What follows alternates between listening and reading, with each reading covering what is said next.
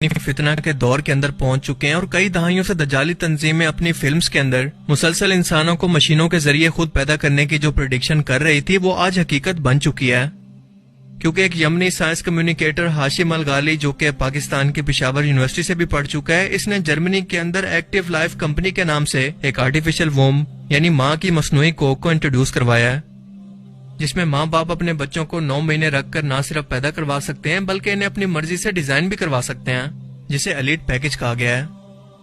اور اس میں کرسپر case 9 technology کی مدد سے بچے کے ایمبریوز کو پیدا ہونے سے پہلے ہی جینیٹیکلی طور پر موڈیفائی کر کے بچے کی ذہانت، ہائٹ، طاقت، بال اور آنکھوں کے رنگ اور کسی جینیٹیکل ڈیزیز سے بچانے کے لیے میوٹیشن کو ایڈ کروایا جا سکتا ہے، یعنی جس شخص کے پاس جتنا زیادہ پیسہ ہوگا وہ اتنا ہی بڑا پیکج لے کر اپنی مرضی کے بچے کو آرڈر کر سکتا ہے، یعنی اپنی مرضی کی خصوصیات کے بچے کو۔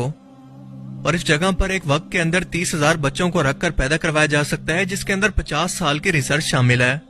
ایگز اور سپرم ماں باپ کے ہی ہوں گے، لیکن بچہ پورا وقت اس مشین کے اندر گزارے گا، اور اسے یہ کہہ کر متعارف کروایا گیا ہے کہ ایسی عورتیں جو کہ بانجھ ہیں یا ان کے یوٹرس کو کسی بیماری کی وجہ سے فزیکلی طور پر ریموو کر دیا گیا ہے، تو ایسی عورتیں یہاں پر اپنے بچوں کو پیدا کروا سکتی ہیں، اور اس کے ساتھ ساتھ نارمل عورتوں کو بھی کسی ڈیلیوری یا سی سیکشن کی تکلیف کو برداشت کرنے کی ضرورت نہیں۔ ایسے ملک جن کے اندر آبادی مسلسل وقت کے ساتھ کم ہو رہی ہے وہ بھی اس سے فائدہ اٹھا سکتے ہیں، مثال کے طور پر جاپان، بلغاریہ اور ساؤتھ کوریا وغیرہ۔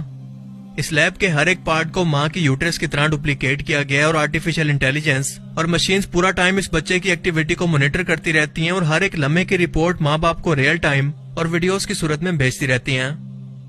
ماں اور بچے کا تعلق کیونکہ اس طرح کا ہوتا ہے کہ بچہ پیٹ کے اندر بھی ماں کی تمام آوازوں کو نہ صرف سنتا ہے بلکہ ان کو سمجھتا بھی ہے، لہٰذا بالکل ویسے ہی گانے چلا کر بچے کو مصنوعی طور پر سنائے جاتے ہیں، اور اسی مشین سے بچوں کو عارضی طور پر خوراک ان کی ضرورت کے مطابق پہنچائی جاتی ہے۔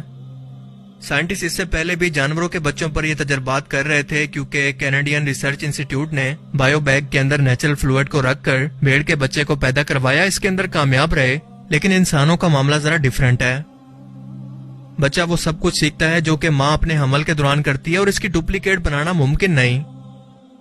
اور جہاں تک اس ٹیکنالوجی کا تعلق ہے تو آج نہیں تو کل اسے آنا ہی تھا، کیونکہ شیطان کا تو مقصد ہی یہی ہے کہ اللہ کی ذات پر انسانوں کا یقین کمزور کیا جائے، کیونکہ انسان اللہ کی ذات پر بھروسہ ہی اسی لیے کرتا ہے کہ وہ خالق ہے، پیدا کرنے والا ہے، آزمائش میں ڈال سکتا ہے، کیونکہ ہر ایک قدرتی عمل دنیا کا اسی کے کنٹرول میں ہے، اولاد جیسی نعمت بھی اسی کے کنٹرول میں ہے کہ چاہے تو کسی کو عطا کر دے اور چاہے تو محروم رکھے۔